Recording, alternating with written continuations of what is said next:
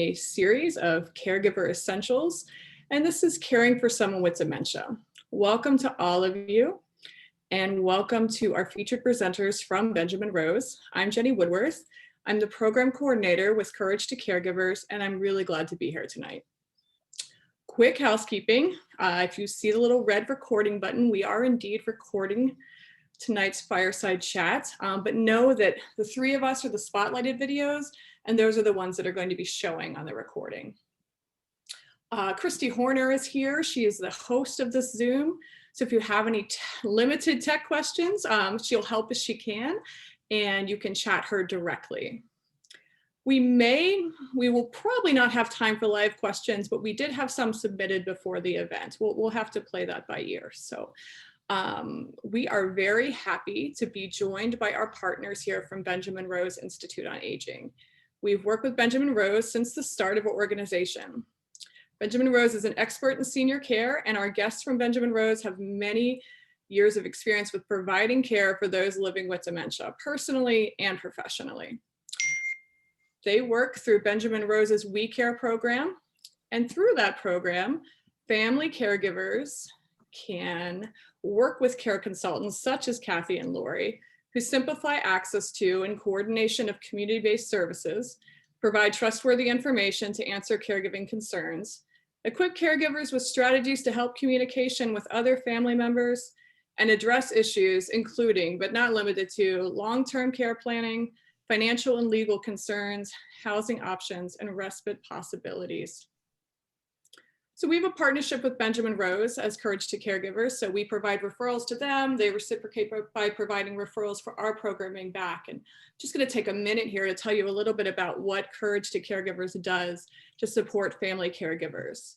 So Courage to Caregivers is a nonprofit located in Northeast Ohio. We have a mission to provide hope, support, and courage to caregivers and loved ones of those living with mental illness. We focus exclusively on the caregiver and see ourselves in the caregiver burnout prevention business. So we offer 3 programs, currently at no cost to the participant, and all programs are currently virtual. We are now supporting caregivers nationwide. We have a one-to-one caregiver peer support program. It matches caregivers in need with trained volunteers who have experience caring for someone living with mental illness. Our weekly support groups are co-facilitated by both a licensed social worker or counselor and a trained peer specialist. Our support group model provides essential tools to build a caregiver's resilience. While staffed by professional therapists, we do not provide therapy or counseling. These are more like coaching sessions. And finally, we have breathing meditation, which is facilitated by credentialed yoga instructors that incorporate breathing techniques, light yoga movement, guided meditation, and a deep rest, typically something called a yoga nidra. And I also want to introduce finally Kathy and Lauri. So Kathy Franz is a care consultant to Benjamin Rose Institute on Aging and is a licensed social worker in the state of Ohio. She has a bachelor's in art therapy from Bowling Green State University. In addition to her current role at Benjamin Rose, she's held many roles at the Alzheimer's Association Cleveland chapter, including dementia care coach, and has lived experience as a family caregiver. Lauri Scharf is a care consultant and a master trainer at Benjamin Rose. She's also a licensed social worker in the state of Ohio. She's a bachelor's of social work from Cleveland State and a master's degree in nonprofit management from Capella University. She's also held roles at Alzheimer's Association and Cleveland chapter. Is that where you guys met? So yeah. She has also written many articles on caregiving for Guideposts, and you can find those at guideposts.org. So phew, thank you. Thanks for waiting for what you're really here for, which is our fireside chat. So let's get started, Lauri and Kathy. I want to ask you first, what are some common misconceptions about dementia? Go ahead, Kathy, you start. Okay, I'll start. Well, I think first the term dementia itself is confusing because dementia is not, it's used a lot, but it's not a disease in itself. It describes a number of other diseases that cause memory and thinking problems. There are over 200 subtypes of dementia. The most prevalent is Alzheimer's, but you may have heard of other ones like vascular dementia, Lewy body dementia, and there are a number of, obviously, quite a few other ones. They are all the result of damage to nerves in the brain, and they affect people in a variety of ways.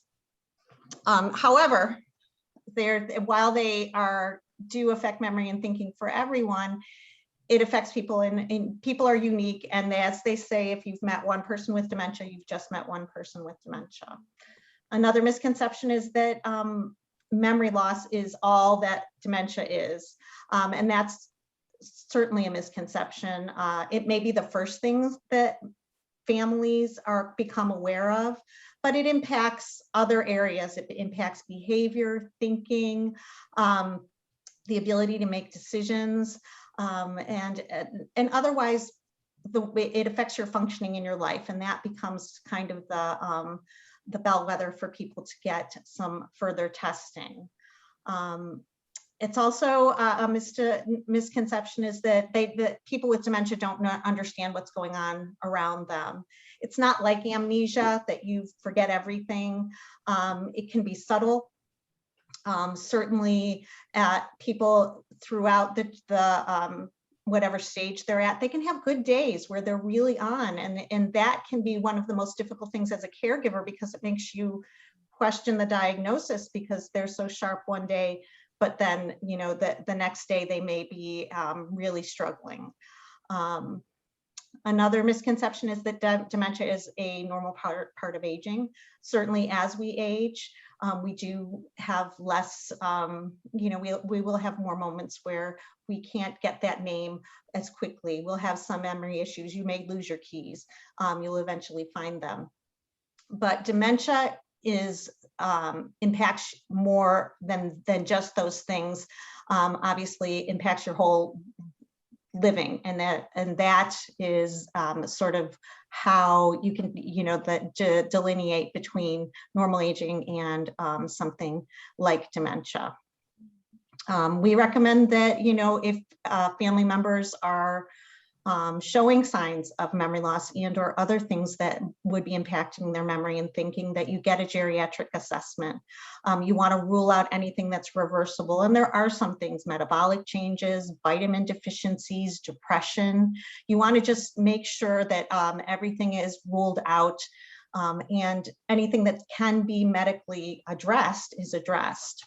As we said earlier, Alzheimer's is the most frequently diagnosed dementia, but there's also other dementias that can occur, and it's increasing that that people are getting the diagnosis of mixed dementia, which may mean Alzheimer's and another type of dementia, Alzheimer's and vascular dementia. So those are other things that are coming into the fore, and those are some of the misconceptions about dementia. Great, thank you. Lauri, do you have anything to add? No, I think the important piece, just to kind of tag on to what Kathy said, is because people are being diagnosed with mixed dementias, it's not just a matter of having that initial diagnosis and then you just stop there going to the neurologist. It's really good to have that annual checkup, that annual visit that's there to see if it is something else, because some of the dementias like Lewy body do not react to medication as the typical Alzheimer's medications. So we really want to be sure that our loved one is getting the proper medication and the proper help that they need. Excellent. Thank you both. Okay. So we've heard from caregivers that describe their family or their family member as kind of sitting in front of the TV all day, or pacing around the house, or kind of collecting things, like could be junk for some people. How can a caregiver help a person with dementia fill their day? So that's in many ways, that's very easy, because you let your loved one take the cue as to which way you want to go. Look at what their beliefs and their traditions were prior to them having that disease. don't expect them to be able to maintain at that level that they did have, but look at how you can incorporate something that's there. And I'm going to use Kathy's action step that she had for a client, that the care receiver had dementia and the care receiver used to play guitar. So the caregiver really wanted to, control that we all want to control this disease that we can't control. So when Kathy was talking with this with the wife, it's like, well, so what do you think would make him happy? And she said, guitar lessons. Well, we know with guitar lessons, what you need to do is you need to practice and you need to progress. And for someone who has a cognitive impairment, and maybe the goal is to maintain, even not even to just go backwards, you're setting both of them up for a situation that everyone's going to be unhappy. Kathy was able to take this idea and say, music therapy, because a music therapist can play guitar along with the care receiver, help him bloom and blossom where he's at and give him a fulfilling life. So the idea is, don't control, but see what you can do to allow your loved one to be where they're at the time that they're there. Maybe cueing them instead of, go set the table. There's so many steps and your loved one will get confused. The caregiver gets exasperated. I can't even do a simple thing like set the table. So, but if you cue them, walk over to the cupboard. There's a 7 and 7 rule. 7 words, 7 seconds. Give them 7 words to help cue them and give them seconds to process that information. And then once they go over to the cupboard, okay, pick out 2 plates. And so if you do that, and your loved one is going to be successful and has this feeling of accomplishment, and the caregiver doesn't feel like they have to do everything. Excellent. I love that tool. 7 seconds. Can you say that again? 7 and 7 rule. 7 and 7. 7 words and 7 seconds to process. Thank you. Excellent. Okay. Any other ideas for caregivers as they kind of fill the day of their care receiver? I like to think of, and as well as in addition to what Lauri said, I also want people to think of things beyond what we think of activities. It doesn't have to be, we think of activities like hobbies and fun things, but activities are really just things that make up the day. When you're starting to, you don't have to, it doesn't have to be a full game of Monopoly, but, it can be other things. Getting up in the morning, making your bed, getting dressed, getting to the table, setting the table, clearing your dishes. Those are all activities. And especially for somebody with memory and thinking problems, keeping those routines up are part of keeping them occupied during the day. And as Lauri said, as long as you're there to help, you're going to help them be successful that way. Some simple things that I always like to encourage families to think about is throughout the house, have something for them to do. It doesn't have to be something that's going to need to be perfect or is really gonna, you're expecting perfection. That's not what you need at all times. You want to have some yearbooks, photo albums, cookbooks in a basket that you can, just direct them to whenever you're in the kitchen and you're cooking. Hey, can you look up some desserts? I'm looking for some new desserts, and have them have a little bit of a purpose. Pretty easy. It doesn't matter if they're not really picking it out. Tell me what, are there any good looking recipes for side dishes, those types of things. Have them fold napkins, sort silverware, sort nuts and bolts if they were a man that worked in the garage. Again, these are not things that are going to take a lot of time or need a lot of those things that might frustrate a person with dementia, but they're helpful. You've got all those really pretty napkins that we never use, get them out, have them fold them, use them. But simple things like that can sort of give a caregiver a moment too. If you really need to do something, here, help me. You want to sort of appeal to their helpful heart. that doesn't go away when you have dementia. People often will really step up when you say, I really need your help. And those are just a few things that I can think of. And we all want a purpose. That is the bottom line, is we all want to have a purpose. And again, as Kathy had said with the earlier question, it's not a constant disease that you're every time you're just in this complete state of amnesia, but there are moments of cognition, and they understand. Many of them understand there's something wrong with me. My thinker's not working. I'm foggy. My brain is foggy.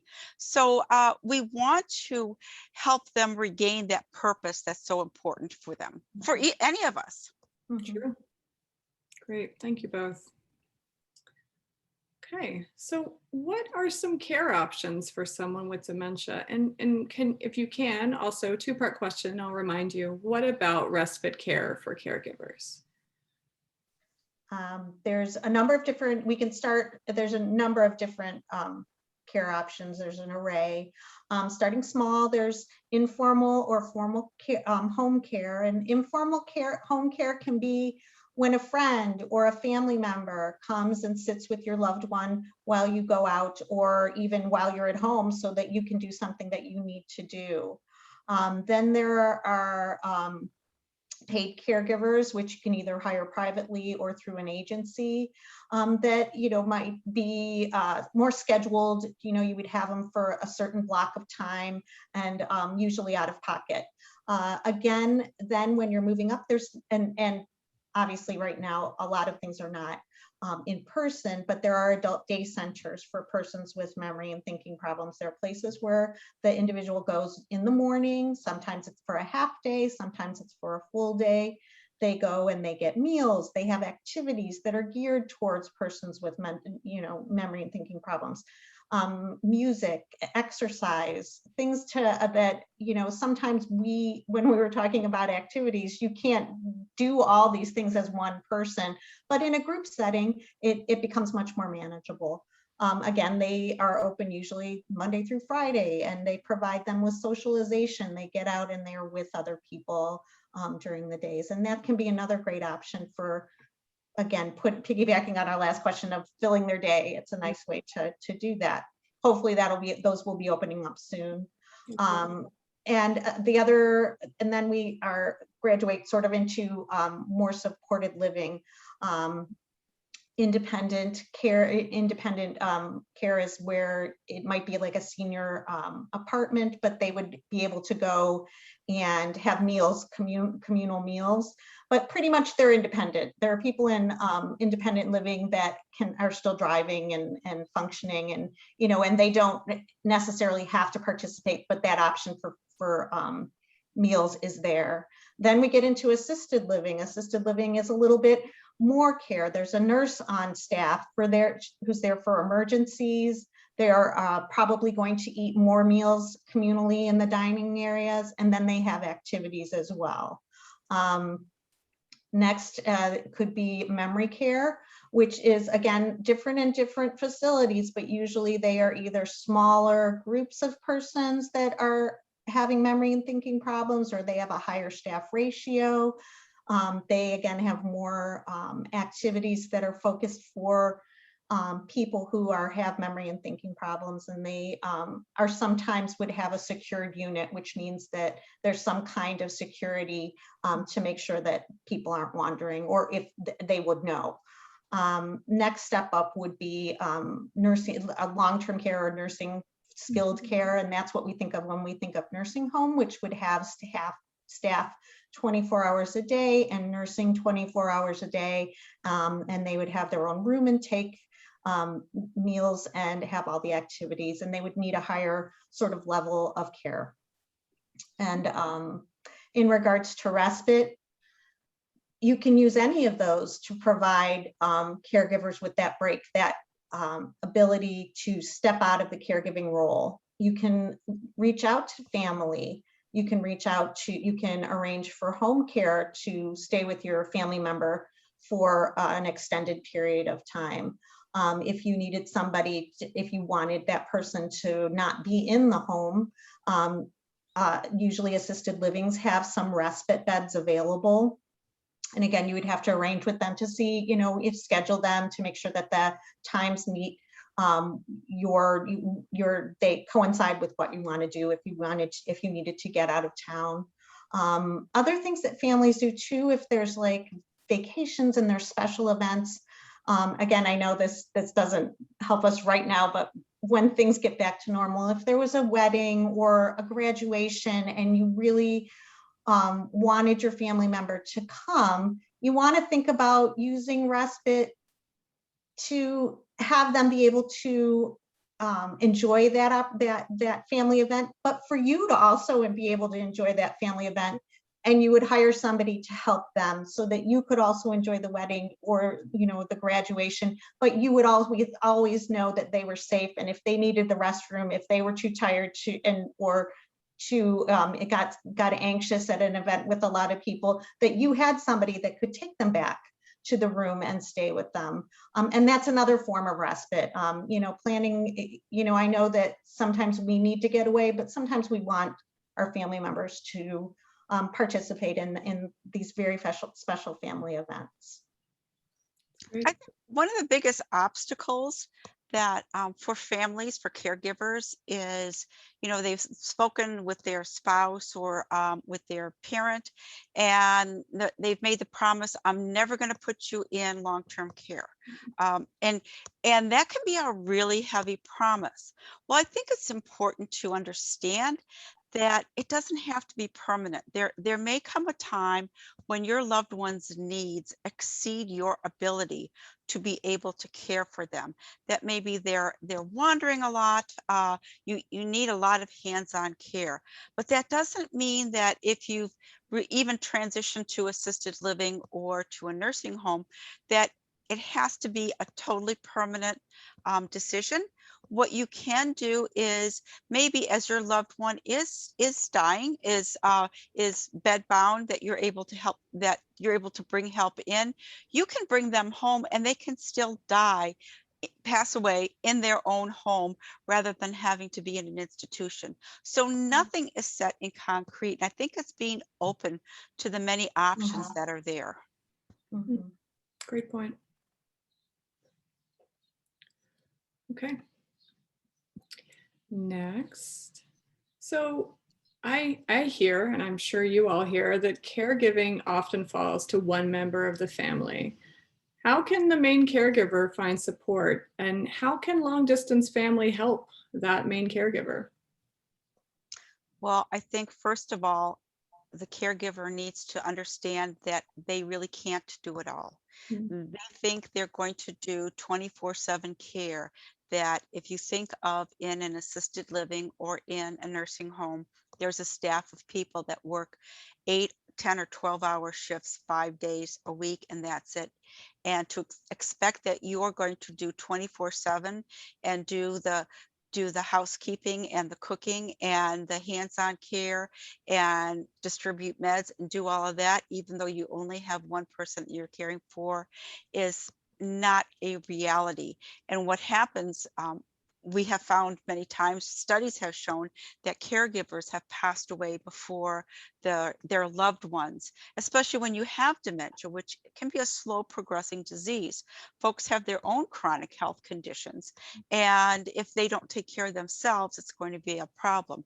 So we at Benjamin Rose, with our We Care program, we are big proponents of building a care team. And it's helping the caregiver ask for help. No one is a mind reader and no one knows what you need done. You have to really lay it on the table as to, these are the things that I would like done. Also understand that when you're building this care team, not everyone wants to or is able to do that hands-on care that needs to be done. So maybe you do need to supplement with some hired in-home aides that will help with the process. But think about the caregiver is the brain and the brawn for two different people in one.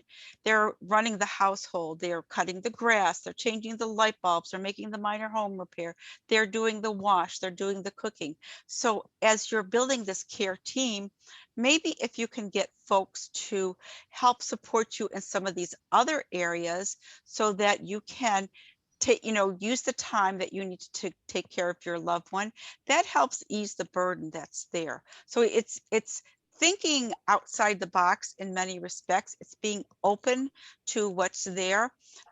And a lot of times when you ask the caregiver, what help do you need? I don't know. I mean, I'm just doing everything. So I like to take an approach when I ask them, what's one thing you really dislike doing?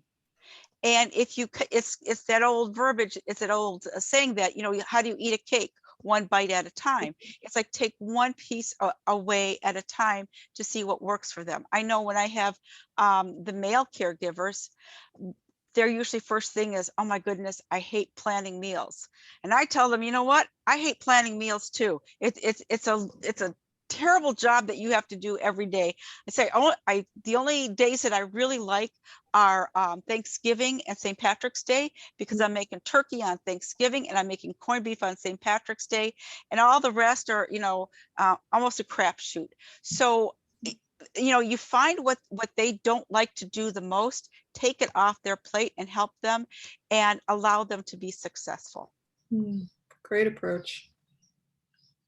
What about long distance family? Any way they can support? I'm sure many of them feel helpless when they live so far away from the caregiving dyad. Any advice on that? Get them in to do some of those things that are time consuming and are not actually, much fun. If they have to make appointments, talk to insurance people, do the legwork if you're looking for something, if you're looking for care, daily calls to your loved one. Now we have Zoom calls to your loved one. And also, sometimes I think we discount that sometimes we just need somebody to talk to, maybe just be the sounding board. They don't have to solve everything, because they're at a distance, and maybe you aren't asking for that. But all you need is just let me tell you what's going on. You're my loved one, and our family member. Just let me tell you what's going on without judgment, without anything coming in that I just need to get it off my chest. And that's kind of invaluable. And they can do those types of things. And also, if they can't provide hands, even people who are maybe in town but aren't close enough to be coming over every day, they can help in other ways. And sometimes even if it is sort of supplementing financially, if you really do need a break and they can't come in and be the hands-on people that do the hands-on things that you're doing, it's okay to ask, hey, I need, this would really be helpful to me. And those are some of the things that I can think of that a long distance caregiver could do. Anything else that you can think of, Lauri? I like to have them order the groceries. Yes, that's a good one. Do Uber Eats, that once a week, that's what they're going to be doing. I also, the hands-on caregiver, their loved one, they get tired of that relationship. And so when their daughter Susie calls, whatever Susie says is golden, and it gets the caregiver riled up. I say, let's use Susie to our advantage. Susie, mom really needs to take a bath, because she's just not doing it. And so, Susie, would you purchase some lotion for mom after the bath? And then I want you to, and if you could call mom to say, you know what, this lotion, I use it for myself. It's perfect for after a bath. It just makes me feel really wonderful. Mom's going to do it because Susie said so. Many times I'm talking to families and they talk about the golden child. Well, use that golden child to your advantage. Yes, a magic person. Yes. Oh, Susie, wherever you walk out. No, this is great. I love that. I love that using that golden child to your advantage. That's Mhm. excellent. Instead of kind of dwelling on that, Yeah. saying, okay, how can I use this? Great. Yeah. Okay. Well, you alluded to this a little bit, Lauri, but yeah, there have been times when a caregiver has passed away before the person they're caring for, or they've had to receive care themselves. So caregiver burnout is real, and caregiving affects people's life expectancy. So who's looking out for that caregiver, and what does that look like? So that is a great question, and that really, your $5 is in the mail. The We Care program at Benjamin Rose is a program that gives equal importance to the caregiver and care receiver. We're not just looking at is your loved one, how are they doing, what's going on with them, but we really listen and develop some plans and some resources for the caregiver, because we all know how's George doing. Oh, George is fine, because I'm taking him to the doctor and I'm doing this. Nobody asks how you're doing. We're the ones that listen to that caregiver, but we're not just saying, okay, that's really good, I'm sorry to hear that, but we're saying, you know what, you really need to plan some time for yourself. You really need to think about an outlet for yourself. Let's look at what this looks like. Okay, for you to get away, we need to have someone come in the house to stay with George while you do that. Okay, so okay, how is this person going to come in? Who's going to pay for it? Is your insurance going to pay for it? Do you qualify for any kind of things? So it's just taking a simple idea and everyone uses that peeling the onion. I don't like that analogy because it's overused. So I say, think of the rose. The rose starts out as a bud and it's all tight and together and you really can't see the beauty or smell it. But as the rose opens up and grows and the fragrance comes out. So our job is to help that caregiver kind of expand their world, expand their horizons, and then bloom and be fragrant. Beautiful analogy. Much smells better than an onion, for sure. For sure. Any other ideas about that, Kathy? Or I think that we are on par with the Courage to Caregivers because we do try and focus on the caregiver. And I always tell people I am going to be your biggest cheerleader, and I will light that fire underneath you, because we will try and talk about, what their needs are. And sometimes it's even, a lot of our work is over the phone. And I know often I'm like, you're not sounding as good as you were, or vice versa too. You're sounding better whenever something is put in place. But we're there to check in on you. And we're there to tell you that, yes, you are caring for somebody who has this disease, but you're a big part of that. You count. You are part of the equation, because without you, the balance is totally off. And so we like to, bring the spotlight back onto the caregiver and let them know that it's okay, and not even more than okay, that they need to take care of themselves, because their goal is to keep on, being able to take care of their loved one and make sure they're okay. So certainly, refocusing them and talking about their needs and sort of, cheering them on and getting them to be able to take the steps that are necessary to make sure that they are okay and get the help and the rest that they might need. yeah, great. And sometimes it's helping them have those difficult conversations, because it might be the spouse who thinks, I made these vows for, for better or for worse, and I need to do it all. Sometimes it's the adult children saying, Mom, you don't need any help. You've done all this before. Why do you need somebody coming in? So, who is that caregiver going to talk to and get the right words to say and have that difficult conversation, maybe with their adult children, maybe with their spouse. And we're helping them in that respect. But yes, as Kathy said, we can't do it alone. We're the conduit. I like to think of us as the conductor in the orchestra. And, we need the percussion to come in. We need the woodwinds to come in. And so when we have organizations like Courage to Caregivers, You know, they're the ones that shine at this time. We're all playing the same piece of music, but we have a different emphasis on it. You have some great analogies, Lauri. I am just full of them. They get worse sometimes. So we'll hang on to those for after the show. Yeah.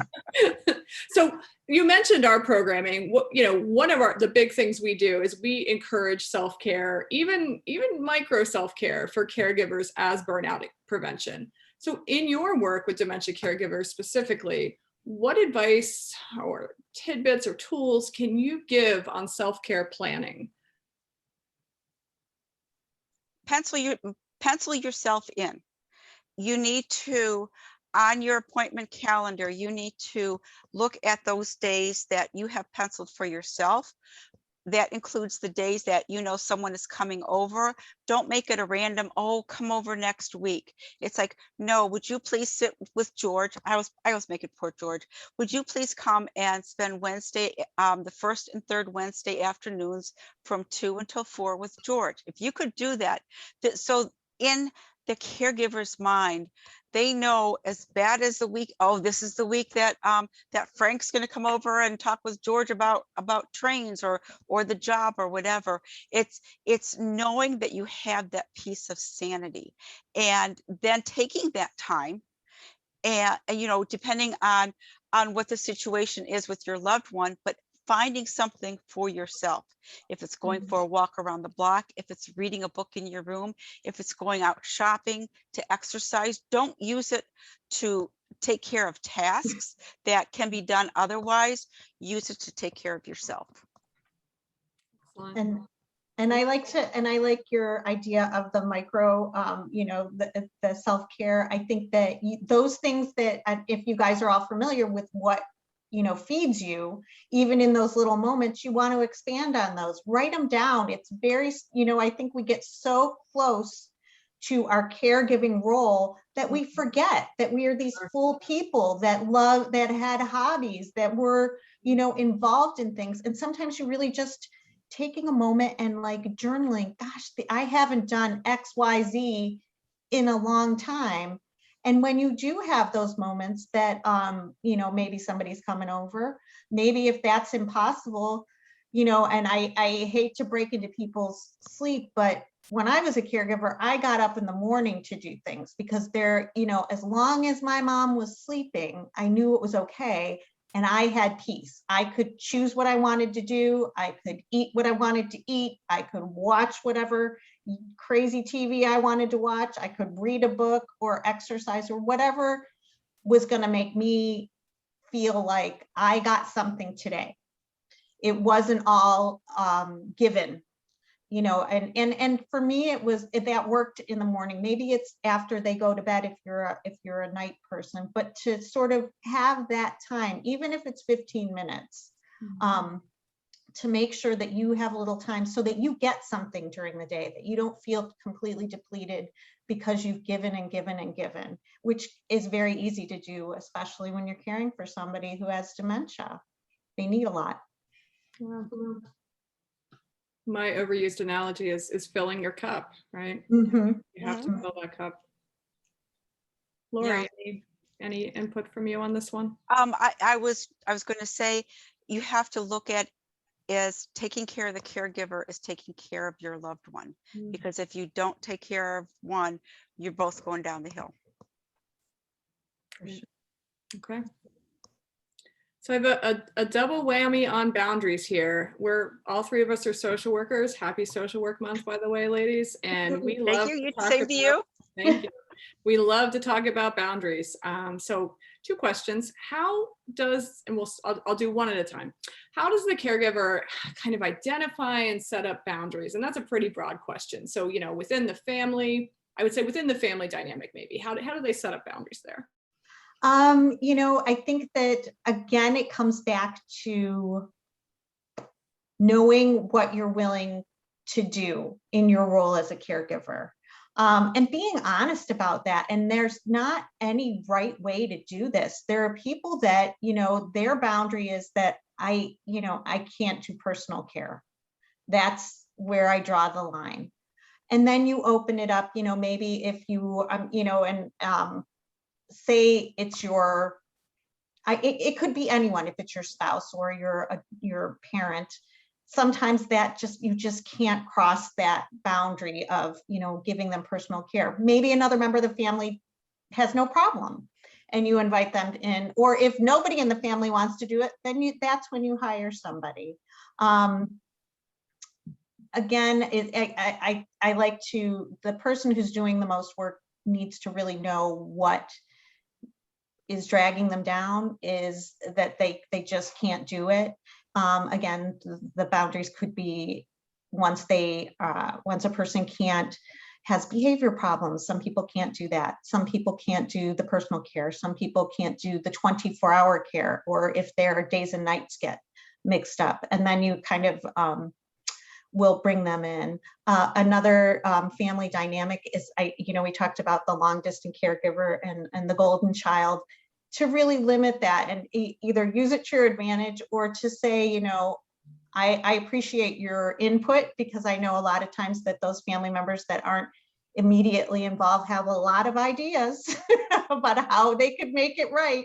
And sometimes that's not what you need. And it's okay to say, I appreciate that, but I'm really doing this way. But then you also have to have that other piece that says, but I could use your help to do this. I really need you to support me, or whenever you're talking to mom, to make sure that we're on the same page, because I really need this to work. And revisit it. I think boundaries can be fluid, and certainly they're going to change over time, and things you thought that you could never do, you might end up doing and being okay with. And other things you would thought that would be a piece of cake, it becomes a no. I think you have to really be sort of in touch with yourself and be honest with yourself. I think resentment is a really good sign of barrier being breached, that you resent your role, your person, your family, something's not in balance.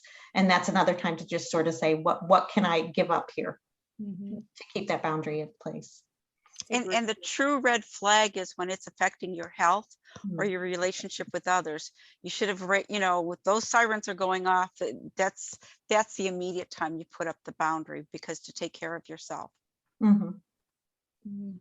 Yeah, that's good, because I think some people are in caregiving mode, and they just keep giving and going and giving and going. And you're right, resentment would kind of be that initial, like, wait a second here, and then it's like you've reached that burnout point in many ways, and your own health is being affected. So well, and many times we don't realize we're in the caregiving role. We just kind of slid into it very casually, because as for your loved one, oh, you need help, I'll do this and I'll do that, and then it starts piling up one on top of the other, and before you know it, you're no longer the spouse or the adult child first, and then the caregiver, your caregiver first, and then you have that familial role. So when you've seen those roles reverse drastically, this is when you need to really think about boundaries. Excellent. Okay. I want to just, and we may have covered this, I just want to make sure how, and maybe this isn't even, how can boundaries be managed? I think we've covered that pretty well, but any more comments on that? Again, it's, to me, boundaries are so important and so hard.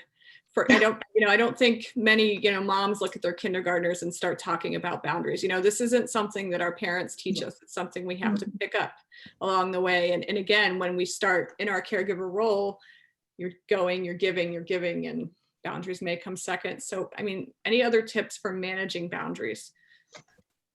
I was going to say, I think recognizing, because, when you talk about, we do tell our kindergartners about boundaries, but we have a more difficult time with our family members, especially if they're our parent. So it's recognizing that it will be a little bit more difficult, but it's a necessary thing. Got it. So that relationship kind of changes it. Yeah. Kathy. Yeah. And just like taking a step back, and hopefully, and I know that it's really difficult to be that self-aware whenever you're in it so close, and trying to get through it. But to just try and be honest with yourself, and try, and maybe resentment isn't everyone's, maybe it's anger, impatience, those kind of things. Notice when it's becoming more imbalanced, like you haven't had a good day in a while, then to really sit down and think about what's going on. And it may not be like we all have a bad night sleeping, but if you have 5 or 6 days of bad night sleeping, something's not right. And to address it, and to think about, I always want to encourage, and I know this is not more about boundaries, but if you are feeling like imbalanced, then things are being affected, like your sleep and your nutrition and your mood, to include your physician in your care team. You need to tell them that these things are going on, and to let them know that you're a caregiver. I don't know that we are as open as that, but that impacts your health on such a level that, and especially it doesn't matter. The age ranges are so different of people caring for their family members. It might be a younger person, or it might be an older person caring for a much older person. But to let your physician know that you have this additional responsibility, and these are things that are happening in your life, and be open to recommendations. It doesn't have to be medications. It could be, they're helpful for people, but they could also be, a lot of insurances will have at least a few covered counseling sessions, and to really be open to have that time for yourself, to really focus on getting some of these things resolved, and then maybe even becoming more aware of what our boundaries are. It might be something that you can work through with that. Yeah. I have a question that hopefully it won't throw you off too much, but we've talked a lot about hiring folks to help us out. And I think kind of the elephant in the room is sometimes is like, who's going to pay for that? In some families, what if there is limited financial resources? Are there resources to help those in financial aid with, or not aid, need for at-home care or support? So that's where we would have that discussion with someone about what, do they have long-term care insurance? What does that look like? Maybe it is time, we're all saving money for our old age, but no one told us what that age is, which is, we're all looking for that one, but it's like, maybe they need to go over things with an elder law attorney, not a financial planner, but an elder law attorney, to see what it looks like if they need to start spending down so that they become Medicaid eligible. Maybe they need to look at different pieces that are in place. So it's a much bigger picture that you need to look at. There really isn't any private pay for or grants that are out there at this time. There are some organizations, the Association for Frontotemporal Lobe Disorder, the AFTD, does have money for, I'm trying to remember if it's once a quarter or twice a year, for respite for the caregivers. So some have very specific pieces that are there. Okay. And is that something that we care that you can help, people find those resources? We have over 700 vetted resources, and even let's say you do have the money for to hire in-home care. I can give you a list of home care agencies, and you could call them, and the person who answers the phone is going to be very lovely and talk with you, and oh yes, we can do this. But are you asking the right questions? So it's we at We Care, it's not so much about the organization, the agencies, but we have the resources that help you ask the right questions when you're looking for home health, when you're looking at nursing homes, when I was just sent information to a family that's looking at hospice. What are so that everyone starts on the same page, so that when that aide comes in and stands at the door and you said, okay, now why didn't you do this? The aide says, that's not my job. If you didn't have that conversation to begin with, you have miscommunication, and when you have miscommunication, then you have lack of services. I like to tell people too, to sort of start, and exactly what Lauri said, but to start with, like, just even looking with your city services sometimes, and especially if you don't live with your loved one and they live in a different city, to start there. Sometimes, I mean, not all cities are great, but some have wonderful services for seniors, that you could, even little things that you could take advantage of. They can come and like do the spring cleanup in the lawn, or they do snow removal in the winter. And those things, yes, are not home care, but they can be beneficial, and another thing to take off your plate, and another thing you wouldn't have to pay for out of pocket. There might be volunteers. There are not a lot of those around. Another place to look is maybe if you're affiliated with some type of religious community, to see if there are any services that they can get visitation at home. Again, it might not be a full-blown weekend away, but again, to see what those types of things might be out there. Sometimes they surprise us. But again, I like that, we save for the rainy day, but it's pouring, and we don't want to, take into that. And again, getting back to, if this is affecting your health there, and if you're going to get sick and have to be taken care of yourself, and then your loved one's going to have to be taken care of, that's going to be an expense that you don't need. So if it takes you a few hours to have some respite and renew yourself and maybe keep yourself healthy, maybe that's worth it. Maybe again, it's about looking to see what your health and your well-being is worth. And I know that people there, and that may not work out for people financially, but to reevaluate how what we think of like the rainy day, or we're saving for our golden years. A wonderful opportunity is Mother's Day and Father's Day is coming up, and the holidays. What do I get them? They don't need anything. Maybe helping pay for home care is going to be the best gift that they've ever received. Yeah. And we just have a few minutes left, and we did have a pre-submitted audience question I wanted to make sure we got to, and ask her if you're out there. I had to edit this just slightly for length. But I think I still have the gist. So this is a person caring for a 97-year-old mother with mild to moderate dementia. Her memory's fairly good, but impaired judgment, often irritable and oppositional, very much wants to be independent and private, when of course she's going to need help with things. And I'm sure many of you have that experience as well. She thinks there could be mother and daughter issues as well. Again, those roles kind of changing. She doesn't want the question asker, or anyone really, telling her what to do. The person that asks the question often feels like she's walking on eggshells. So for example, something that happened recently, her mother's clothes were soiled. Her mother's clothes were sometimes soiled. She has responded yes in the past when I've asked her if she would like me to tell her when an article of clothing is soiled. But when she does that, when she mentions it, her mom gets angry. And the person asking the question says it seems unkind to let her wear soiled clothes. I know she doesn't want to have dirty clothes, yet I don't want to risk her being angry, so she kind of just lets that go. And she's also mindful she doesn't want all their interactions to be about problems. So is there, and there may be some other questions in here if we have a second, but is there some way to tell her that something is soiled in a way that her mom isn't going to kind of flip out on her? I always try and think of, I don't know the answer to that specific question. That's very, very specific.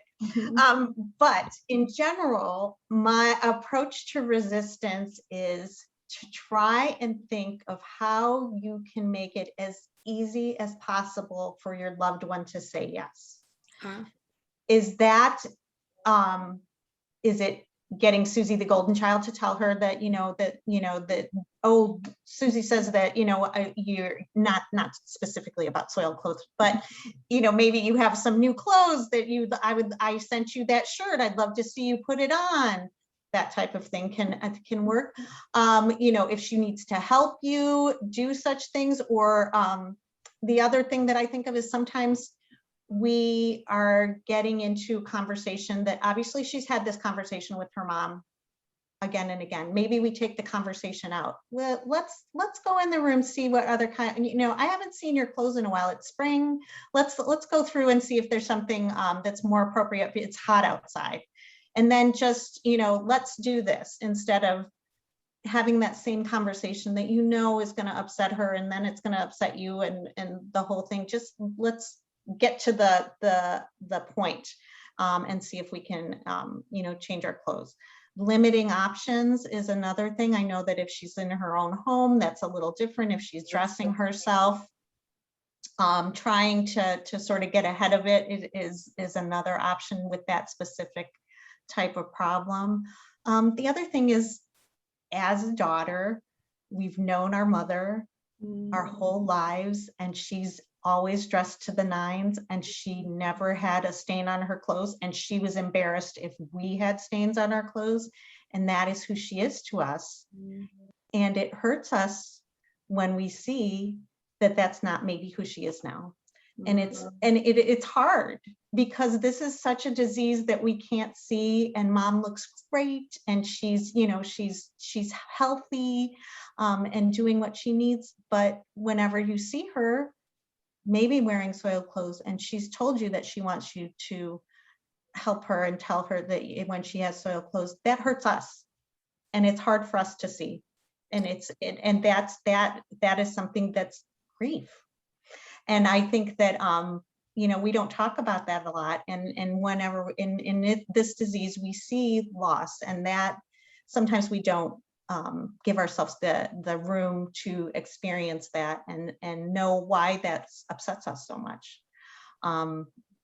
The other part of it, and I think she's sort of taken that tact, is to sort of pick your battles too. And if you know that this is going to hurt you and it's going to hurt her, and it's not a safety risk for her to maybe let it go until she's in a better mood. Or if you've tried, maybe that you can get in there and come up with some way to make sure that, is it changing over clothes for the spring and summer? And then you get a lot of her things out of there and give her a few less clothes.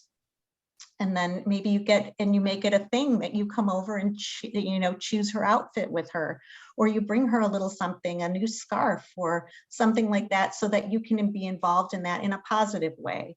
And try and bring it around. But those are the things I was thinking of whenever you had said that about, because it's such a personal thing to do that. But resistance, you try and make it as easy as possible. Help me, so-and-so. It's not about you, it's about me. This is, of course, you don't need help, but I need help. And to take that, to give them their pride, but to still get to the point where they need to be is how I try and help people envision it. That loss of control is huge.